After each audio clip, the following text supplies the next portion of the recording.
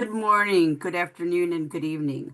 Welcome to today's webinar titled Tips for Submitting an IASP World Congress on Pain Topical Workshop.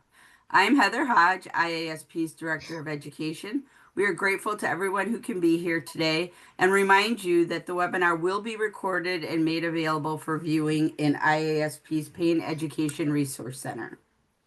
I encourage our viewers to utilize Zoom's Q&A box located at the bottom of your screen to ask any questions you may have during today's proceedings. Today's speakers are Dr. Kirsty Bannister from Imperial College London and Dr. Nadia Soliman from University College London. Today's moderator is Dr. Josephine Ampia from London South Bank University. Josephine is a musculoskeletal physiotherapist and chronic pain researcher. She joined LSBU in 2021 as a lecturer in physiotherapy within the Institute of Health and Social Care. Please join me in welcoming Dr. Ampia. Thank you, Heather. So today's webinar is brought to you by the Early Career Research Network of IASP. The mission of the IASP Early Career Network is to support, advance, and promote the needs of early career members within the IASP, preparing them to be future leaders in pain research and management. This is achieved by providing opportunities for networking, collaboration, and professional development like we're doing today. The ECN members are mainly trainees and early career professionals. So today's webinar, as Heather has kindly shared, will focus on discussions to support topical workshop submissions for the upcoming IASP Congress in Thailand. The session will be particularly tailored to support early career researchers. I am delighted to introduce to you two outstanding speakers who will be leading the discussions today. They will share their experiences, their expertise. So we have one senior researcher and another who is an early career researcher. Therefore, will benefit from their diverse perspectives that they will share based on their career journeys. So at this moment, without wasting much time, I would like to introduce you to our first speaker, Dr. Nadia Soliman. So that Dr. Nadia Soliman is a research fellow at the Evidence for Policy and Practice Information Center within the Social Science Research Unit at the University College London. Her research interests focus on automation tools and methods for evidence synthesis and systematic reviewing.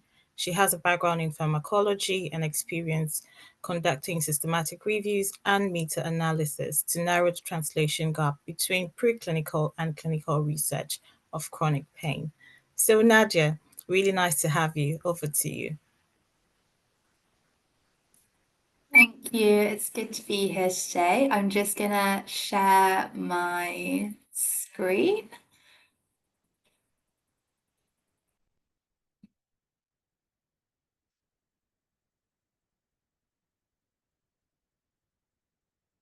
Just going to put this into present view. Cool. Hopefully everybody can see that. So today, focusing on tips for submitting an IASP World Congress on Pain Topical Workshop. If you take anything away from what I'm going to say, and I'm sure what Kirsty will say as well, it's apply. I am going to give quite a general presentation, but if anybody would like to see some of my previous applications, I'm very happy to share them with you if you reach out to me on email. So the first thing is why? Why should you do this? I think one of the things is that you have ideas, you'll have lots of ideas, and so you can apply. And I think there's something as an early career researcher that I've gone to conferences previously and thought, oh, this is really interesting. I really enjoyed that topical workshop, but I maybe would do it differently. Or this is where I'm doing my bit of research and it's moving in a different, slightly different direction. That's a new perspective and I could share that, and that would be inspiring to the field. So it's really an opportunity though to build your professional profile, gain those leadership and organizational skills and experiences, Because this is for an international conference, it's also an opportunity to expand your international network. And then you're going to be able to, if successful, contribute to shaping the scientific programme, and then subsequently the way in which we discuss the future research agendas. So then there's a question of what should you submit, or what should you be thinking about? And I think the first thing, and hopefully this will be discussed in more detail, is what are reviewers who sit on the scientific programme committee looking for? And we could actually take out the word reviewers there and think, what is the audience looking for? And I think what they would like to understand are things around the scientific quality. So what is the evidence base? How much certainty have we got in it? It could be that something is still really early and embryonic in our understanding, and that would be okay as long as that's communicated. In terms of innovation, you'll see and hear all the time, and I think terms like innovation and novelty make me quite nervous, but I think the way to think about it is just what is different, what is the new perspective, or even if the finding is the same as previous findings, actually that is still new. We are finding that we are in agreement with previous research. Global reach is very important. Is it inclusive? How would others relate to it? And that relates then to practical value. How can people use this? Is this a concept or a method that they would be able to use and apply themselves, or is it new knowledge? And then speaker credibility. Are the speakers within the team that are delivering the workshop leaders within their field? And I use the word leaders in the broadest sense, and that everybody who's doing research in that area is actually leading. They are demonstrating understanding, and therefore any early career researcher can consider themselves a leader in the field also. So then the question is how? How are you going to... You've got a few very early ideas and you think you would like to try and submit a topical workshop. So what do you need to do? So the first thing is building a diverse team. The teams need to be, if possible, interdisciplinary. You want to include members from multiple countries and different continents, and we want to try and balance gender and career stages. Interdisciplinary can mean many different things. So I've been in translational workshops where I've been the sort of the evidence synthesis person, and then had a basic scientist and a clinical researcher. But it could be something closer than that. It could be a clinical academic that comes from an anesthesia background and a neurology background, for example. But we want to demonstrate that actually we're coming from different angles and different perspectives. The biggest thing there is, particularly as an early career researcher, I find that you haven't necessarily got the breadth of the network yet. And there are people that you might like to ask, but feeling a bit nervous about it. But all I can say is reach out, be bold, go for gold. Who is it that you would like to share a stage with, and ask them? I, a few years ago, asked Professor Irene Tracy, if she would be willing to do a workshop with me at the last World Congress, and she agreed. But the worst case was that she would say no. But if they do say no, I find that most people are going to be generous and suggest alternative speakers anyway. And they're probably saying no just because they're busy or maybe not attending. But actually getting to know others is useful in itself. And then also think about asking your network. So ask your PI, ask your mentors and colleagues for who they would suggest could be good contacts for you to get in touch with, that may be doing something that is complementary to what you're doing and would help put a workshop together.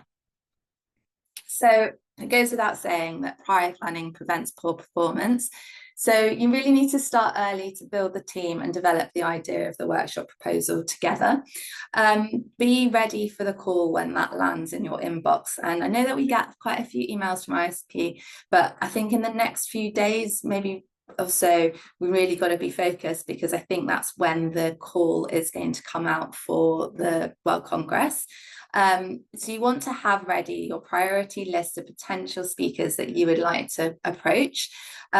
Be conscious that their reply can take some time, but also you want to give them space for idea shaping altogether. So have a little outline of what you think would be good and how their expertise aligns, and then together you can work on the proposal.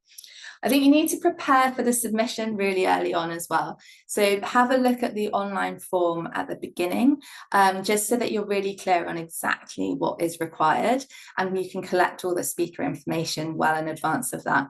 Not an example from submitting for a topical workshop, but recently I had a grant application where they actually asked for dates of birth that no one had anticipated, and you can imagine at the 11th hour trying to get everyone's dates of birth was a bit of a stress that we could have done without. Sometimes the online form does ask for slightly different information than what was presented in the advertisement, so just check and make sure you have all that information well ahead of time. And then it comes to the sales pitch. You're going to be asked a question in general. It'll be why this, or provide a scientific abstract. And really you need to start with something that's very clear and a compelling description of what you plan to do. So you need to lead with context. So why is this topic timely and important now? State within it what you're going to cover. What are the main themes? What's the new understanding? What are the unique perspectives or angles that you're going to bring to this? Highlight the methodology. I think there is a focus increasingly on wanting to understand the certainty of the evidence and the methods that have been used. Show that there's cross-context relevance. Consider the adaptations for different settings, if there are any policy implications, or any practical challenges that you think are worth sharing, but then keep it logical and flowing. As an example, when I've described a workshop, I would just use one paragraph per talk, starting with the paragraph by saying, Dr. Nadia Soliman will present X, Y, and Z. I think the key things are write it so that someone outside of your speciality can understand the significance of it. So really minimize any use of jargon, or not use jargon at all unless you explain it. And be very specific, don't be vague. So instead of saying we'll cover recent developments, what I did recently was say that I'll be sharing the results from the 2025 Neuropathic Pain Special Interest Group recommendations that were informed by a systematic review of 300 RCTs. Give the detail where you can. Then you're going to be asked another general question, which will be about the speakers and the appropriateness of those as speakers. So we need to prove that they are the best choice. So for each of the speakers, you'll need to say what their direct involvement is and their research interests. You want to really stress what their unique expertise and experience that they bring. And you may wish to look at their recognition within the field. So the roles that they hold, the publications, some of the previous talks you may wish to draw upon. But I think really importantly, we want to show complementarity. How do all the speakers together within this team for the workshop cover all in inverted commas aspects of the topic? I think you need to keep it concise, not lists or not their full CV, but also think really broadly. It doesn't have to be about people in formal leadership positions and high H indexes. Even if you're an early career person, you're not going to have a high H index. You're not in a formal leadership role, but you are demonstrating leadership in terms of the research that you're doing. So look to the research to maybe guide some of that for the early career speakers. And then to sum up, I think, is to submit and stay positive. So you have to be in it to win it. So don't feel put off by doing it. And even if it isn't accepted, you've actually prepared something for a future opportunity, and you've got a little team together already that I'm sure would be happy to try and submit again at another conference. So I will leave it with that. And look forward to our discussion in the Q&A.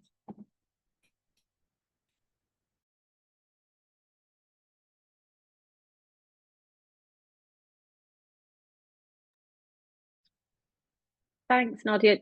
Josephine, do you want me to go you. straight? I will introduce you, Kirsty, and then we can carry on. Sorry, I was having just turning my microphone on there. Okay, thank you very much, Nadia. These are very insightful points that you've highlighted. I would kindly like to remind participants to keep your questions coming through. Use the Q&A chat box. We will come to the questions later on in the session. Now I'd like to introduce our second speaker, Dr. Kirsty Bannister. Kirsty is an Associate Professor of Neuroscience at Imperial College London. Her research bridges preclinical and clinical approaches to investigate descending pain modulation in chronic pain. She has held academic positions at UCL and King's College London and has received the EFIC IBSA Prize in 2017, the IASP Patrick D. Wall Award in 2022, and the British Pain Society Wall Award in 2023. She is indeed a multiple award winning scientist. Kirsty is the current IASP World Congress on Pain Scientific Program Chair. She also serves on editorial boards, including Pain and British Journal of Pharmacology, and holds leadership roles within the British Pain Society and EFIC. Kirsty, over to you. We're really pleased to have you today. Thank you, Josephine. It's great to be here with you all. And I mean, I feel like Nadia absolutely summed up everything that was needed there. So I suppose what I hope to do is just outline to you what we'll be looking for when we review the workshops, but also what people might want to consider when they submit them. So the submission site will open on the 15th of August and will close on the 15th of October. But as Nadia says, well, actually the 15th of August is already just 2 days away. But this gives you lots of time to decide what you would most like to present and who you might like to approach. And it's really important to take your time as you curate that wish list. And what we hope with our topical workshops is that we can provide all attendees to the World Congress on Pain with an overview of a huge range of topics in the area, practical reviews of current research and therapies, and allow attendees to participate in formal and informal discussions. And so it's with all of that in mind that we want you to consider submitting your topical workshops. And let's start with the speaker guidelines, because this can help as you begin to imagine what you might like to submit, or if people have approached you, what you might like to say yes to. It's really important to remember and different for this time, for this World Congress on Pain, that speakers are allowed to present only in one workshop. This is accompanied by the fact that you can be named as a speaker on up to 2 workshop proposals. So if you have 2 workshop proposals accepted, there will then be communication regarding which workshop you will take part in. But you must not submit more than 2 workshop proposals that you're named on. And in the situation where there is a speaker who's named on more than 2 workshop submissions, it's the additional workshop submissions just linked to timeline that will be deleted without review. So it's really up to the individual submitting the workshop, but also individuals who are approached to be in a workshop to ensure that they're not on more than 2 proposals. So if you're sat here thinking of all the people that you might like to invite to a workshop as you're working through what that topic might look like, I really encourage you, when you approach the relevant PIs, to ensure that you're asking how many workshop proposals they're listed on, and to remind them, if they're not already aware of it, that they can only be named on 2 workshop proposals. We obviously encourage diversity and inclusion, since they're organisational priorities of IASP, and it's our job on the Scientific Programme Committee to ensure that we have a representation of all our members. And we encourage and promote participation, accessibility, active representation and leadership from diverse populations. And again, this is something that we ask you to consider as you are approaching individuals to be part of your workshop, or indeed, if someone has approached you to be part of their workshop, it's really important that you look at that workshop and you feel positive that diversity is being promoted.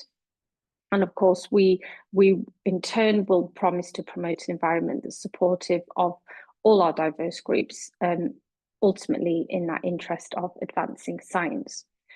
So there are our guidelines. We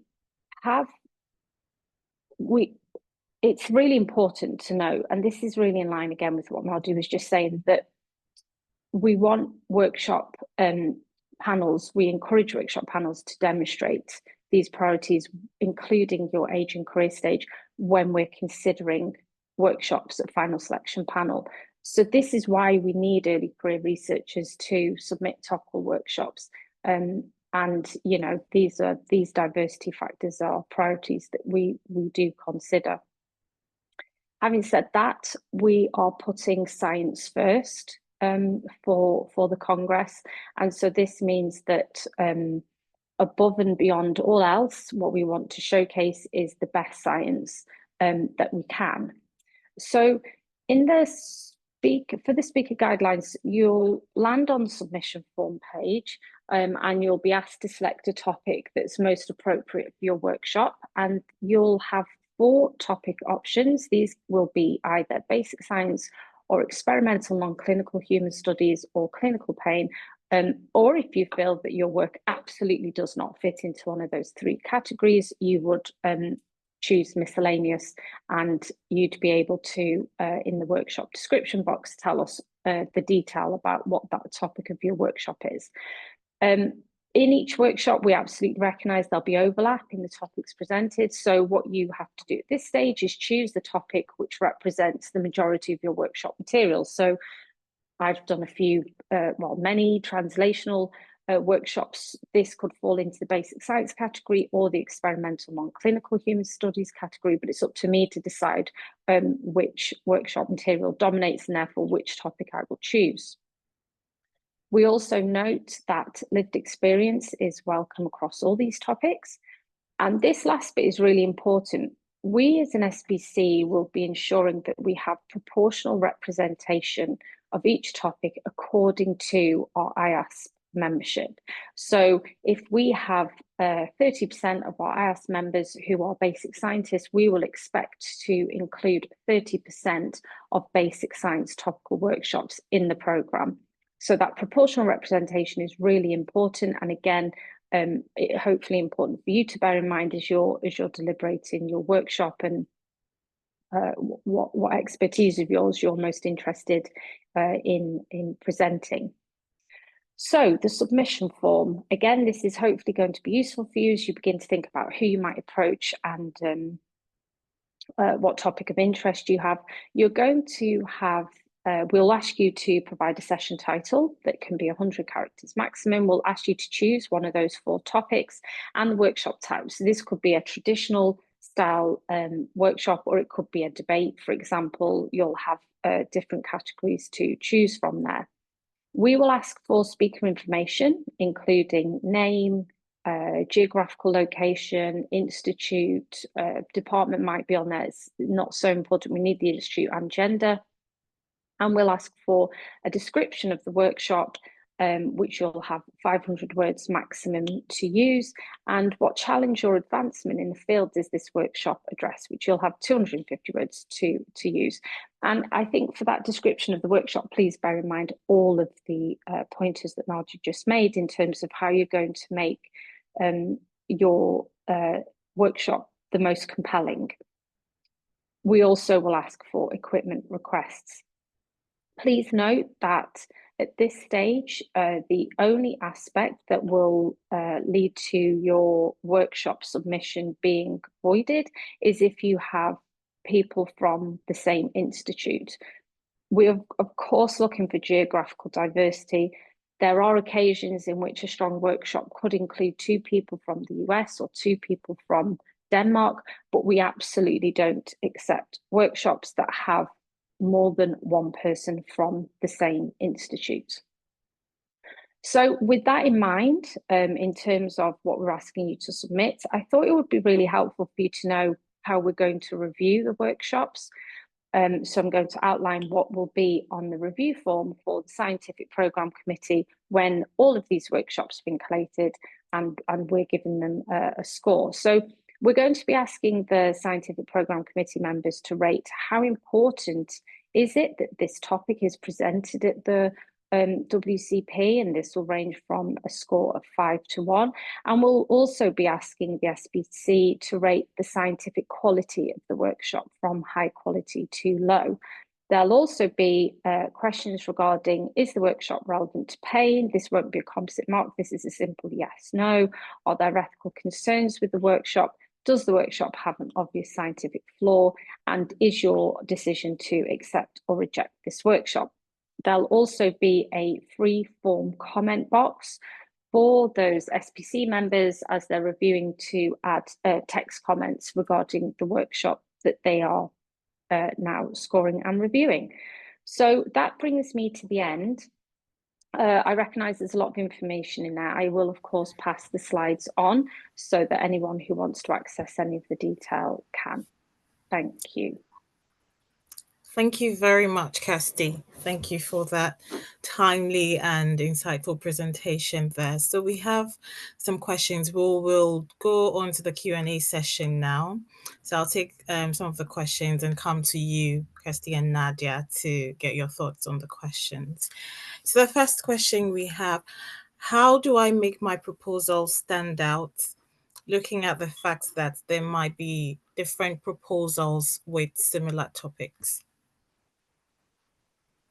Kirsty, have a break, so I'll go to Nadia first. Just take a sip of water. Let me go to Nadia first, and then I'll come to you. I think that's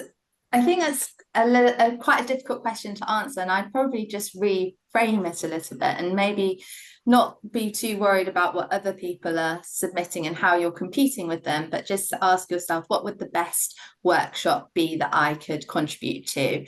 And if you're the person that's trying to pull a team together, think about how do you make this workshop really interesting and very engaging for a broad audience. And that's the way that I would start to look at it. You can't control what other people are doing and how they're submitting their things. I think we can all feel very nervous about what the competition looks like, but I think you need to do what makes your workshop look best and think, how does my science and research sit in the broader scheme of things, and how can I identify other speakers to come with me, and so we can present a really engaging topical workshop. Thank you, Nadia. Kirsty, what are your thoughts on the question? I mean, I don't have anything to add to that. Nadia's completely summarised perfectly what an individual should be considering when they're submitting their workshop. And also, sometimes it's best not to try and second guess what other people are looking for. Just submit a workshop that genuinely you are excited about and that you would love to attend, that contains science that you find novel and innovative. I mean, then think about all the other things, make sure that I have the right level of diversity that's needed. But first and foremost, is this a workshop that you would love to attend at a Congress? And is it one that you're excited by? And if you're answering yes to those questions, you're already on the right track, I would say. Good, thank you. Thank you for those submissions. We have another question here. I think this is from the back of the presentation you gave, Kirsty, so probably start with you on this one. I appreciate the emphasis on diversity and team composition. However, I've developed a novel neuroscience-aligned methodology that enables rapid resolution of chronic pain, one that's teachable, scalable, and consistently delivers outcomes across demographics. Given its accessibility and real-world impact, would IASP consider workshop proposals from individuals whose work may challenge conventional models but offer paradigm-shifting potential for global pain care? It's a bit of a long one. No, that's fine. I've got it in front of me. I've pulled up the Q&A box. So perhaps there's been a little misunderstanding. Just since at the start there, it says, I appreciate the emphasis on diversity and team composition. However, I don't see how the two things are necessarily, what's described here is necessarily mutually exclusive. So yes, we've got a diversity and team composition emphasis. Please consider a diverse geographical and gender, etc., compositions to your team. So great. And then the second part, so the Stephen Blake is saying that he understands that emphasis. And then second to that, they are saying that they've developed a methodology which they're asking, would I consider this as a workshop proposal? Well, yes. I mean, we are encouraging all workshop proposals, and we're asking that as part of that proposal, things like diversity and team composition are considered. However, as stated, it's science first. So what we're really interested in people bringing their novel, innovative, scientific studies or findings to the Congress. So we would ask that you submit your workshop, and then your workshop will be scored according to the criteria that I outlined. And if you reach a certain score, because we're going to have lots of panel discussions about this, you would then be invited to come and present your workshop at the Congress. So please let me know if I haven't answered that question. I was just trying to get my head around the wording of it. Indeed. Thank you, Kirsty. We'll move on to another question now. I'll go to Nadia for this one. Probably, Kirsty, you can come in if you think there's something more to add. What type of workshops are encouraged? Does it necessarily require equipment, or can it be a workshop in which novel techniques are discussed without practicals? Nadia, do you want to have a go at this one? Yeah, I'll start, and then I'm sure Kirsty can come in. So I think essentially any type of workshop is encouraged, but these topical workshops generally follow a sort of a set format of several speakers and a Q&A, and then so not like a practical thing which would be covered in the hands-on part of the programme. So to answer the question, yeah, novel techniques could be discussed without the practical as part of the workshop. That would be within the remit, but I'll defer to Kirsty. Yeah, no, you're absolutely right. I mean, the hands-on workshop submissions have already they've already happened. We're actually already rating those, so they've come and gone. But yeah, we encourage all types of workshops to be submitted. And if you wanted to submit a workshop proposal that was solely on novel technique application, then of course you can. Just always bear in mind what those scoring criteria are that I showed you for determining the overall score for the workshop submitted. Okay, thank you, Kirsty and Nadia, for your answers. Just a question that follows nicely from this. In your experience, which workshop formats have been most successful? Presentations followed by questions, a panel discussion at the end, or something else entirely?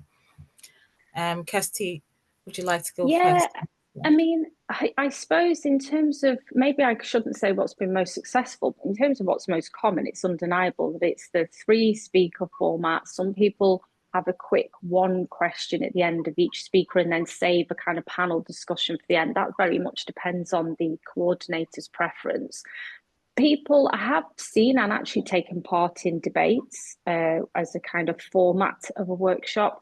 I think that those polemic discussions really depend on the topic and the kind of how specialist an individual is in the topic that they're currently debating. So, but again, I couldn't say that one's more successful than the other, but there's definitely one that's more common. Again, when your workshop is being reviewed and scored, whether it's debate or whether it's kind of a traditional style topical workshop, it's still going to be scored in the same way. So yeah, I hope that answers the question. Nadia, do you want to add anything? I was just going to say that I think you have to have a think about how you want to engage the audience and what you think is most appropriate given the topic of your workshop. I, at the last World Congress, actually did a workshop on leadership with Professors Irene Tracy and Christine Chambers, and we gave very short presentations and then had a conversation with our audience, and that felt like the most appropriate format for that.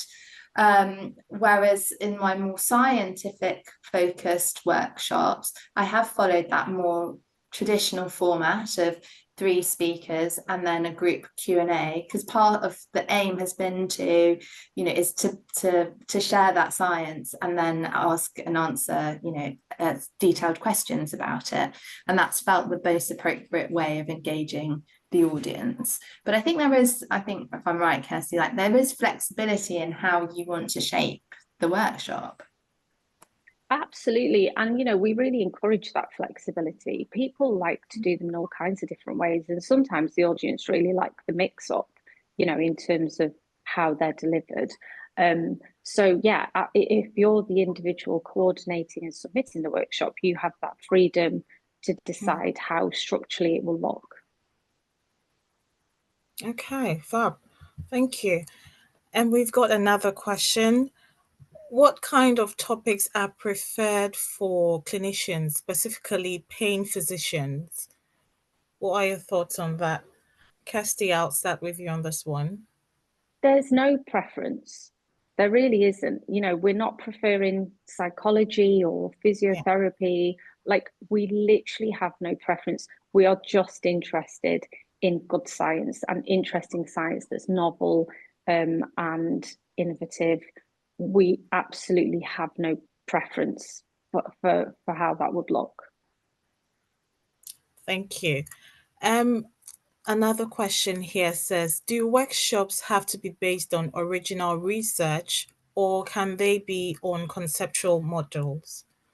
Nadia, do you want to take this one first, and then we'll come to Kirsty? Yeah, I'm going to look to Kirsty for a nod, but I think it can be on anything. So a conceptual model, is something that is worth explaining and describing to the audience, to an audience. So yes, and it's worth having a think about how you make that interesting and appealing and applicable to an audience. Yeah, I completely agree. What might be helpful for people to know is that after all of the topical workshop submissions have been scored, there'll be two cutoffs. There'll be a high cutoff, which means that those workshops are going through.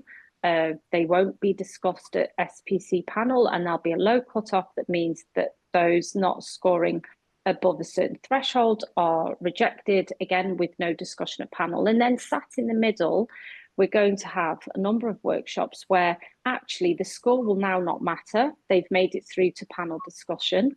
And what we'll be looking at doing there is ensuring that, okay, well, we've already got 3 psychology-based workshops that have automatically gone through. So when we're doing a head-to-head looking at one topic versus another, maybe we take that into consideration. We'll also at that stage take into consideration, geographical diversity, what's our gender balance, and what's our proportional representation for those key topics that we've chosen for people to, I suppose, choose when they're submitting their workshops. So those aspects of like conceptual framework, say if it's made it to discussion stage and in the automatically accepted workshops, we have no such workshops, that lends weight then to that workshop in terms of going head to head as a topic that otherwise isn't represented, or sorry, not as a topic perhaps, but as a theory or a model that isn't already in there. So because we want our program to be diverse, we want the whole gamut, the whole range of workshops. So actually, in that sense, that could then be in your favour. If you've made it to that discussion stage, to have that kind of theoretical workshop. Indeed, thank you very much. And we've got another question here. So this to both of you. I'll start with Nadia on this one. What do you wish you had known before submitting your first topical workshop proposal? Nadia, do you want to take this one? Good question. I don't think there's anything that I wish I'd known. I think the main thing is I was fortunate. Somebody approached me really early on when I was quite early in my PhD and said, you should present this. But I think if that hadn't happened, then I might even still be waiting now to submit a topical workshop. So actually, I think the main thing is, sort of taking ownership of your work and your research and looking to do it, looking to submit and looking to present. Don't wait for the invitation. Thank you, Nadia. Kirsty, what do you think about this one? What do you wish you had known before submitting your list? Yeah, I'm not sure if there's anything I wish I'd known, or perhaps I could have done it sooner. So the first workshop I submitted was for ethic way back when it was in Vienna. And it was with two clinicians, Ralph Gron and Troels Jensen, and I approached them because I was doing some basic science studies that seemed to match what their clinical expertise were and what their clinical studies were. And I think I put off sending them an email for the previous year's IASP, the one that was in Yokohama. I'm trying to remember correctly the timelines, but the point being is I finally worked up the courage and I wrote to them, and they were just both instantly lovely, and they agreed to take part. So I suppose it's less what I wish I'd known as I was bringing it together, and more that I perhaps should have done it sooner.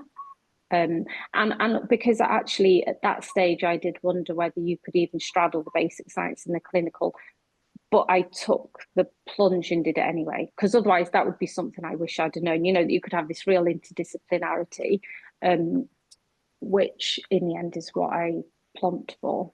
So. Great. I'm very certain most of us early career researchers, for us, it's about taking that first step, isn't it? Having that courage to take that first step, which hopefully some of your insights will give us the courage to actually do so. We've got another question here. What are common mistakes early career investigators make when first submitting a workshop proposal? Shall I start with you, Kirsty, and then I move on to Nadia? I mean, I think I'd like to start by saying that the following things I'm going to say are not mistakes common to ECRs. They're common to what are mistakes that people make, full stop, because I see professors make the same mistakes as the ECRs. So, okay, I'm going to answer it in two sections in terms of what I fear will be a common mistake for this Congress, which is people not realizing that they cannot be named on more than two submissions.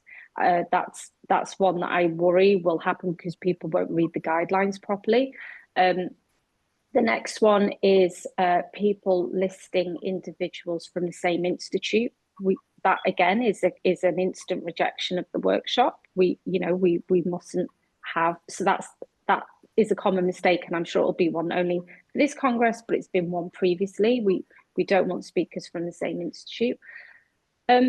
And I think another common mistake is believing that a basic science research workshop has to be only basic research science, or that a clinical pain one has to be only clinical pain. And again, I think just not all workshops have to have that interdisciplinarity, but if it's appropriate to the topic you wish to present, then don't feel constrained by one of the topic boxes. They're the ones that spring to mind most quickly. Sure, Nadia might have a few more. Nadia, over to you. I haven't had the privilege yet to sit on a scientific program committee to kind of see maybe the mistakes that people would make, but I would just echo, read the guidance properly before submitting, and then you'll be fine. Yeah. And also, 500 words, it sounds a lot, but if you've got 3 speakers, you need to pack in a lot of information. And a mistake people often make is that as the organizer, they'll use like 300 words to describe themselves and why they're qualified, and then they leave 200 words to actually talk about the workshop. I mean, don't do that. All we want to know in that 500 words is, what is your workshop going to tell us? What's it going to inform the audience that knew? How is it innovative? How is it, why is it vital that this content is presented? So I think don't make the mistake of using the text box for the workshop description to talk about why you're a brilliant speaker and why you should be there. No, it just needs to be about the science. So keep it focused. Thank you. Okay. going on to our final question. If my submission gets accepted, what's the best way to prepare so the session runs smoothly and engages the audience? I'll start with Nadia on this one. Yeah, this is a good one. And I was thinking about all of the bad habits you've probably seen people demonstrate, like doing their slides on the flight the night before their presentation. And you want to avoid that as best as possible. So I think, like anything, it's organization. I think it's useful as a team to have a little call together just to make sure you understand what each person is covering, because people will do their slides and practice their presentations in their own time. I don't think it's realistic that you would have everything together right before, you know, in good time before. But at least if you've had that conversation early on, you know what people are going to cover, you know how complementary you are to each other, and you have an overall understanding of the workshop and how it's going to flow. You do need to check that if you're the person chairing and convening it, that you do have sort of the bits around it as well. So, you know, the speaker introductions that you're going to give, a bit of maybe a few questions from each of the speakers, just because the audience might not come forward first, so you need to get things warmed up. And then the rest is down to what are you presenting. I think it's what's really useful for me when I start and I've got an empty PowerPoint presentation is just to think, what's the one thing that I want people to take away from this presentation? And then I start with that and then plan it in a logical sequence. Practice it. It is a big stage. Sometimes it can be nerve-wracking, so you do need to do a little bit of practice, but it is also very enjoyable once it's done and you go into the Q&A, and you'll find you kind of get that instant gratification because people are really interested in what you've presented. Kirsty. Yeah, I mean, I've not necessarily got anything to add, but just to jump on and emphasize some of the really great points Nadia made, especially around sometimes it's not possible to get all the speakers on a call beforehand, but you are going to have about a 6-month lead time between being told your workshop's accepted and the actual Congress date. So that should give you enough time to, at the very minimum, coordinate content. But one thing Nadia just said there, which I think is really key, is just ensuring that there are some questions for the speakers that you have ready, because it does sometimes take a while for the audience to warm up and ask questions. And the absolute last thing you want is a panel sat there with no questions, because the questions are such an important part of the workshop, actually, in terms of the kind of discussion that they can prompt. So I think that's, I mean, I possibly wing it when I'm watching a presentation in terms of thinking of a question, but if you're a bit more nervous or, you know, a little less experienced, make sure you've read, you know, a few papers of one of the speakers that you have on your panel, and you'll already know what their content's going to be, because they'll told you what study they're going to present, so that you can ask a question to start that process of people feeling confident enough to come to the microphone and ask a question. I think as a kind of coordinator for a workshop, that's a really important part of your role, and it's one that can actually feel most overwhelming. So doing a bit of homework is a good idea. Great, thank you very much for sharing those insights.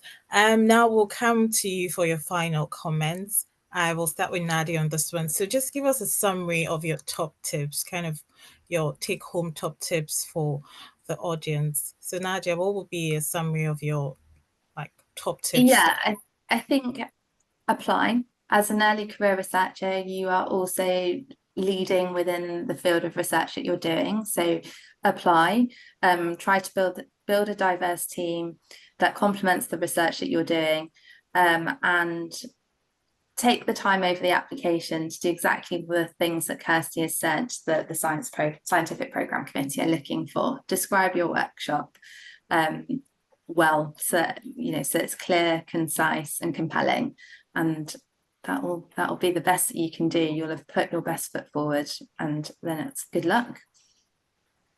Great. Kirsty, what will be your take-home tips, your summarized tips for us? Yeah, so I mean, absolutely. Once again, Nadia's summarized it all. Have fun with it. bring forward the science that you find most interesting, and bear in mind that the scientific program committee will have hundreds of these to review, right? So you need to make yours stand out by making it concise, get to the point immediately, what your workshop's about and why this one is going to be so interesting. And I would also just like to say that for anyone applying for the first time, if you're not successful, you mustn't take a rejection personally. We are going to have so many workshop submissions and we have such limited numbers that we can accept. And it is absolutely the case that high scored workshops will not be accepted and won't be able to come through simply because there are only so many parallel sessions we can offer.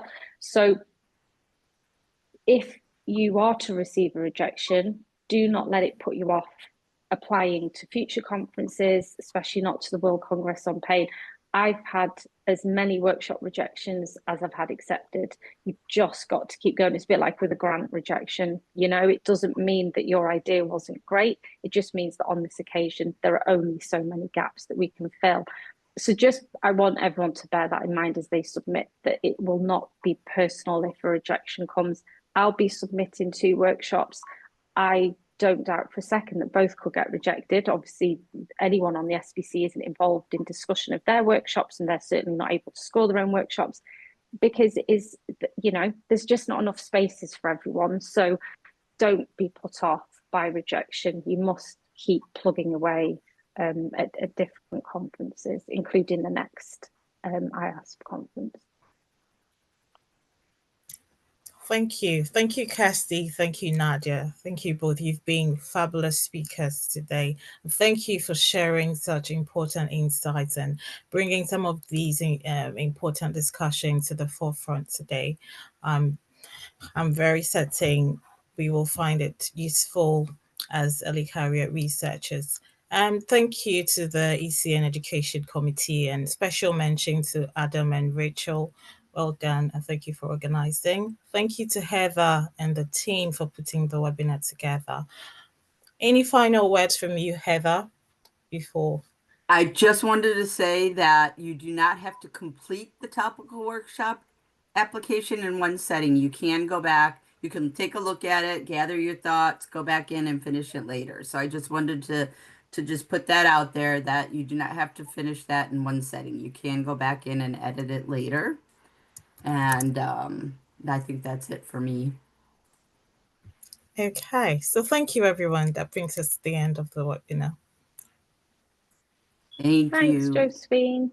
We'll get the recording up very soon.